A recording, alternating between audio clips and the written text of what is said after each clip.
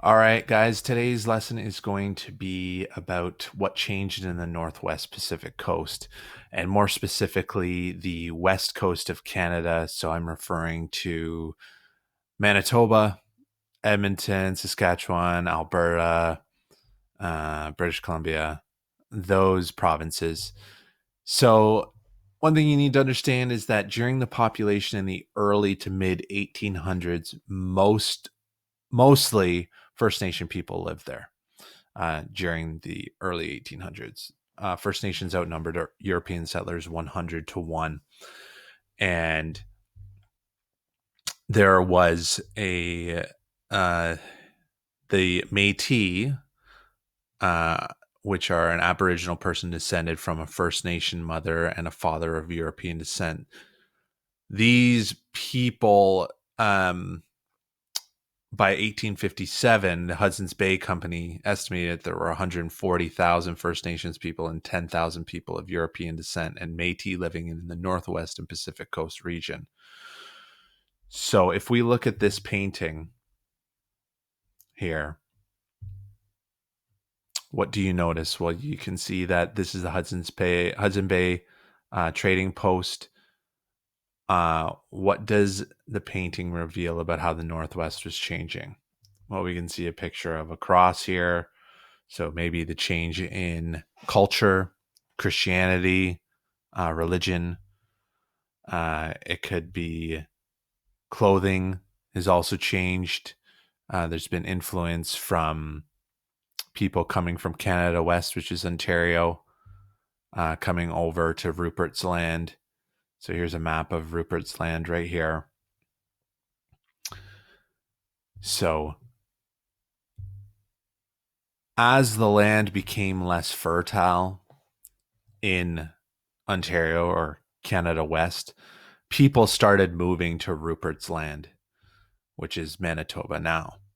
And people from Canada West were imposing their views on the people of Rupert's Land. So they would come over, and uh, people from Canada West, which were mostly Scottish and British uh, background settlers, they would come over and they were determined to make their land into a Protestant and English speaking land. So we have an excerpt from here for Louis Gallet, who is a Métis trader, and they would go from Red River settlement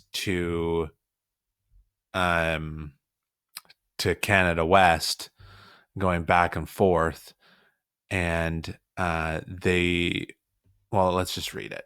Something was missing in the Red River colony. There wasn't the same feeling of unity and friendship that had always been felt among those people of different races and religions.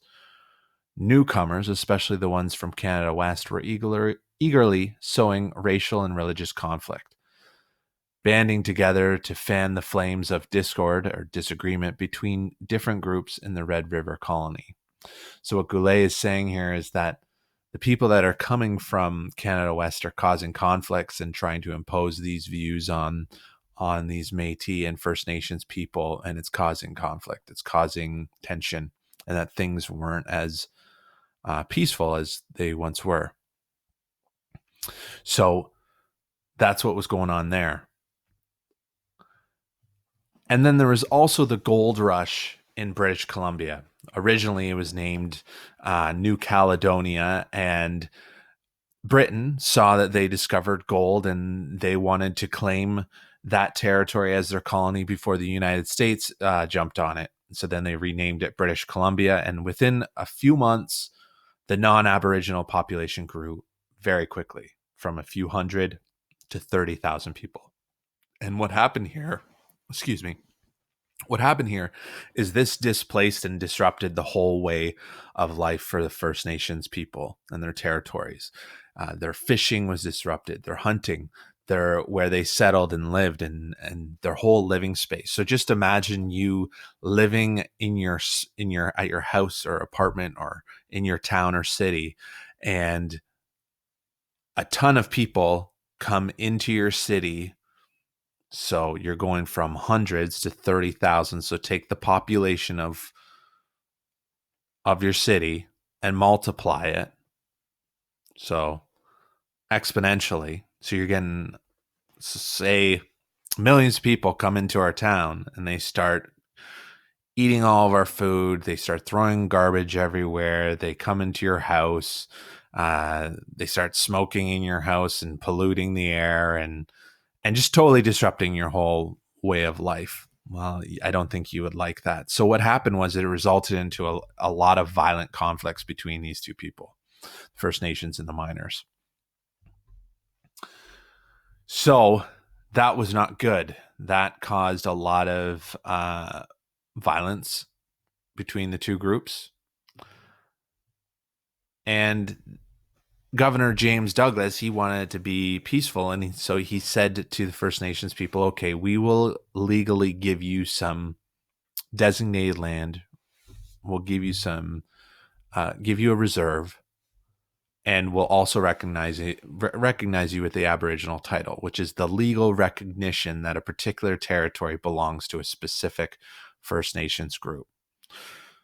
So he promised reserves to settle this land dispute, and this was proposed by him.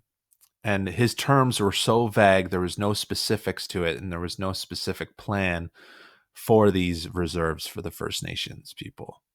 And then after Douglas's term as governor was over, the new governor just took it all back and stopped the treaty process altogether, offered them nothing in return for the takeover of their territories. And they were just pretty much out of luck. So not very fair at all. So what were the long-term effects of the gold rush on the Pacific Coast region? Well, Vancouver Island became a very diverse group of people from all over were living there. Some groups were very well received in the community. So the Jewish group was very well received because a person named David Oppenheimer, he succeeded very well, did very well in business, and then went into politics. And there was a larger Jewish population.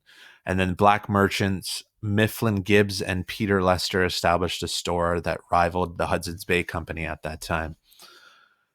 And Governor Douglas also made an effort to bring black Americans fleeing from slavery to this colony and used government money to do so.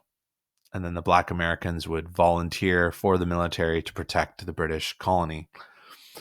However, in contrast to that, the Chinese people were not welcome into the community because white people thought that they were taking their jobs. Because what happened was, after the gold rush ended and the reciprocity treaty ended between the United States and Canada, the tariffs were so high on the goods that businesses needed a way to charge less for their products, and which in turn they needed to charge cheaper labor in order to create less expensive products.